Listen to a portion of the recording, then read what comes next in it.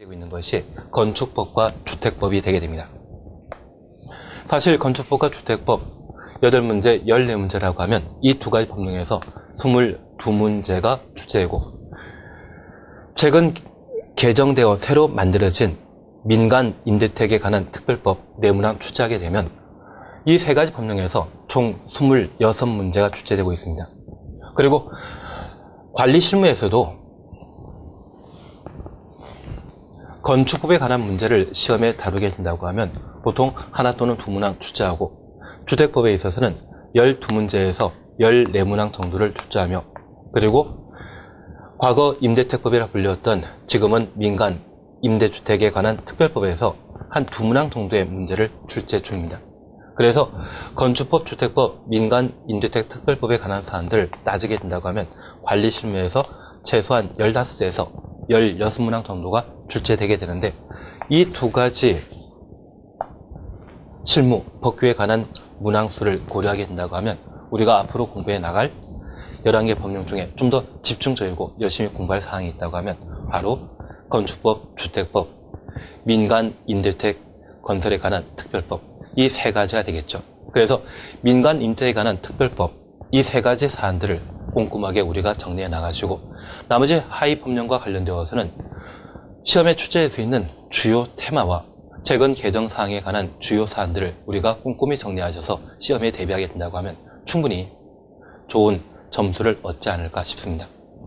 그래서 관계법규에 있어서도 많은 시간을 할애하는 것이 있다고 하면 건축법과 주택법, 민간 임대택, 특별법 이 세 가지 법령에 관한 사안들을 함께 공부해 나가시는 게 우리의 주요 시험거리가 되게 됩니다. 그래서 우리 주제 경영과 관련되어 건축법, 주택법, 민간 임대택에 관한 특별법 이 세 가지 사안들을 중점적으로 정리하기로 하셨습니다. 그래서 출제 경향 그리고 시험 범위에 관한 사안들을 우리가 함께 이렇게 정리할 수 있습니다. 그리고 우리가 앞으로 공부해 나가게 된다고 하면 1차, 2차 주택관리사 시험 공부를 열심히 해 나가시게 될 겁니다. 그렇게 시험에 해 나가시게 되었을 때 내가 최근 몇 년 동안 시험 공부 한 적 없다 또는 시간이 워낙 촉박하여 공부할 시간이 별로 없다고 하면 우리가 공부해 나갈 때 좀 어떤 훌륭한 공부 방법을 찾아서 공부해 나가는 게 필요할 겁니다.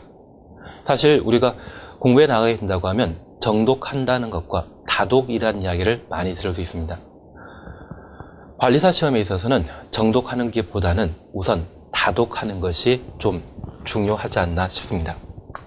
그래서 1차 시험이건 2차 시험이건 관계없이 공부를 하시게 된다고 하면 많이 읽어보는 쪽으로 우선 공부 방법을 정해 놓으시는데 사실 생소한 이야기를 처음 공부하게 된다고 하면 또는 처음 접하게 된다고 하면 귀에 익숙하지 못하고 그 내용 자체가 정리되기가 힘듭니다.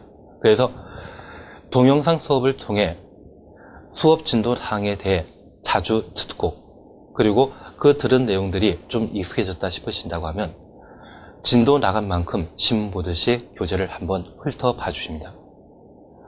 내가 동영상 수업 듣지 않고 그냥 혼자 정리한다고 하면 좀 많은 내용을 공부할 수 있겠지만 교재의 내용은 평면적으로 구성되어 있다 보니 어디가 중요하고 어디가 덜 중요한지 모릅니다. 그래서 동일한 노력으로 동일한 내용들을 쭉 일률적으로 보게 된다고 하면 어떤 부분에 대해 내가 반드시 정리해야 되는지 모르거든요. 그래서 항상 이 동영상 수업을 통해 강조되었던 부분에 대해 교재에 표시해 놓으시고 그 표시한 사안들을 여러 번 동영상 수업을 통해 반복해 들으신 상태에서 어느 정도 귀에 익었다 싶으신다고 하면 그 진도 나은 만큼 신문 보듯이 교재를 한번 읽어주십니다. 그런 과정을 좀 반복하시다 보면 개별 과목에 나와 있는 주요 용어들에 관한 사안들이 어느 정도 익숙해지게 되는데 그런 익숙함이 이루어졌을 때 그때 제대로 공부를 시작해 나갑니다.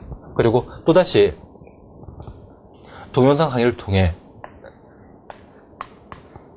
내용을 어느 정도 숙지하셨다고 하면 그 숙지한 내용 진도 나가는 만큼 다시 책을 꼼꼼하게 정독해 나가시고 그 정독한 내용들을 내가 교재 한 켠에 한 줄로 정리할 수 있는지 또는 익숙해졌는지를 한번 확인해 보시는 게 필요합니다. 그래서 이렇게 정독하게 된다고 하면 진도 나온 만큼 관련된 문제들을 한번 교재 뒤에 나오는 것들을 풀어보시는데, 보통 기출 문제 위주로 기본서의 뒷면에는 교재 문제가 몇 문항씩 딸려 있습니다. 그것을 내가 제대로 풀 수 있는지 한번 확인해 놓으시고, 만약 틀리거나 또는 잘 이해 안 되는 부분이 있다고 하면 기출문제 나올 정도의 문제를 내가 틀렸다고 하면 그 문제가 유사하게 출제되었을 때 또 틀릴 수 있겠죠. 그래서 그러한 부분에 대해서는 기본서에 꼭 한번 별표 또는 특별한 표시를 하나 해 놓습니다.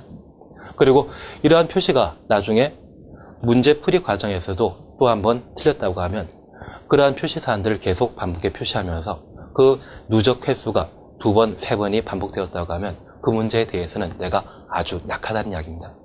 그러한 부분들을 좀 더 내가 보완해 나가면서 실력을 키워나간다고 하면 좀 쉽게 정리할 수 있지 않을까 싶습니다. 그래서 우리가 처음에 공부하는 사안들은 동영상을 통해 진도 나온 만큼 교재를 많이 읽어주시고요. 그리고 어느 정도 용어에 관한 사안들이 익숙해지고 전반적인 흐름에 관한 사안들을 또는 공부 내용에 대해 어느 정도 이해되었다 싶으시다고 하면 또다시 동영상을 좀 제대로 들으시고 제대로 들은 내용들을 교재를 통해 제대로 정독했을 때 그 취지나 내용을 제대로 이해할 수 있는지를 한번 확인해 보십니다. 그리고 그 정도에 끝났다고 하면 꼭 관련된 문제들을 한번 풀어보면서 내 실력을 가다듬어 놓으신다고 하면 충분히 우리가 시험에 합격할 수 있는 좋은 방법이 되지 않나 싶습니다. 그래서 많이 듣고 많이 보는 게 우리 공부할 수 있는 가장 좋은 방법이 됩니다.